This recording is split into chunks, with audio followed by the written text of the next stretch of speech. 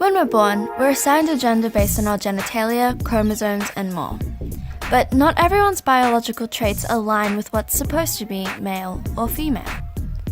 1.7% of the global population are intersex, which is pretty much an umbrella term for anyone whose biology doesn't fit with what's traditionally determined as male or female. That's roughly the same amount of people who naturally have red hair. Being intersex comes in many different forms and combinations. You may have mosaic chromosomes, or different hormone levels, or any size and combination of internal and external genitalia.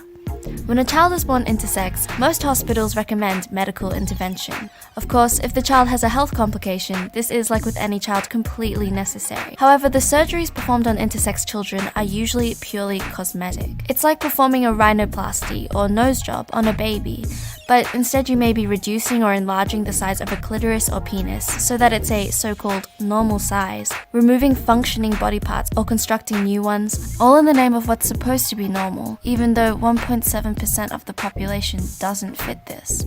These permanent surgeries can affect one's life in many different ways, but because of the lack of general awareness and education about intersex existence, parents are often not fully informed before consenting to surgery on behalf of their children.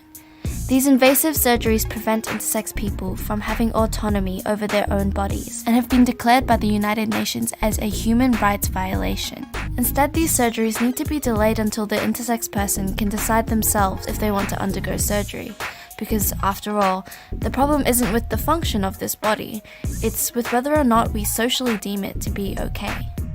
Children often aren't told that they're intersex, or are told to keep it a secret, which, in addition to ongoing medical treatment and the lack of general understanding around intersex issues, puts intersex people in an extremely emotionally complex and marginalized position. This can lead to really dark thoughts about oneself and some very serious situations. This is a serious situation. It's important that issues surrounding intersex existence are brought to light in order to help destroy the social stigma that being intersex is abnormal, like redheadedness was once viewed, or wrong, like we used to think being left-handed was, because they're all nothing but biological variations. And at the end of the day, someone else's biology doesn't matter, not their ability, skin color, hair color, and certainly not their genitalia or chromosomal makeup. Help make intersex people more visible by educating those around you, even just by sharing this video. Make your conversations more inclusive by not assuming one's gender tells you the story of their biology. And lastly, help give intersex people medical rights, even just by buying the sticker and donating towards the fight, because everyone has a right to their own body, but not everyone is receiving it.